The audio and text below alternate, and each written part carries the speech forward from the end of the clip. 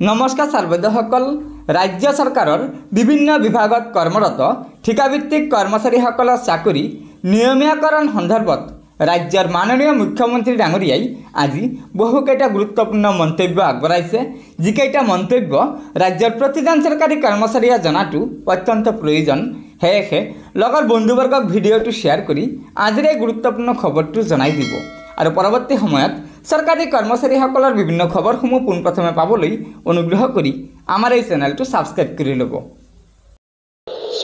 Supreme कोर्टर निर्देश আছে যে কোনো অস্থায়ী কৰ্মীক স্থায়ীকৰণ কৰিব নোৱাৰে, তাৰ কাৰণে ইন্টাৰভিউ হ'ব লাগিব।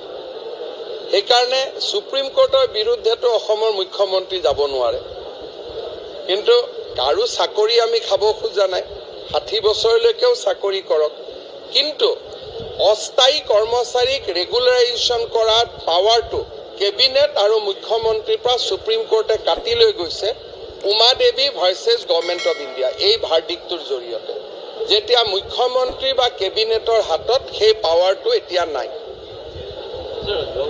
গতিকে সৰ্বদয়সকল মুখ্যমন্ত্ৰী ডাঙৰীয়াৰ মন্তব্যৰ পৰা আপোনালোকে নিশ্চয় জানিব পাৰিলে যে ৰাজ্য চৰকাৰৰ বিভিন্ন বিভাগত কৰ্মৰত ঠিকাভিত্তিক কৰ্মচাৰীসকলৰ চাকৰি নিয়মীকৰণ সন্দৰ্ভত ৰাজ্য চৰকাৰে কোনো সিদ্ধান্ত ল'ব নোৱাৰে, কিয়নো এই সন্দৰ্ভত উচ্চতম ন্যায়ালয়ে এটা ৰায়দানত কৈছিল যে ঠিকাভিত্তিক কৰ্মচাৰীসকলৰ চাকৰি নিয়মীকৰণৰ ওপৰত ৰাজ্য চৰকাৰে কোনো সিদ্ধান্ত ল'ব নোৱাৰিব, যাৰ ফলস্বৰূপে আমাৰ ৰাজ্য চৰকাৰে ঠিকাভিত্তিক শিক্ষক কৰ্মচাৰী তথা অন্যান্য বিভাগৰ কৰ্মচাৰীসকলৰ চাকৰি নিয়মীকৰণৰ ওপৰত কোনো সিদ্ধান্ত ল'ব নোৱাৰে বুলি মুখ্যমন্ত্ৰী ডাঙৰীয়াই স্পষ্টভাৱে জনাই দিছে।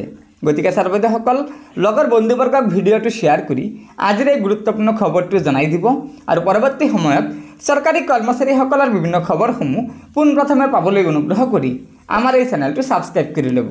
ধন্যবাদ।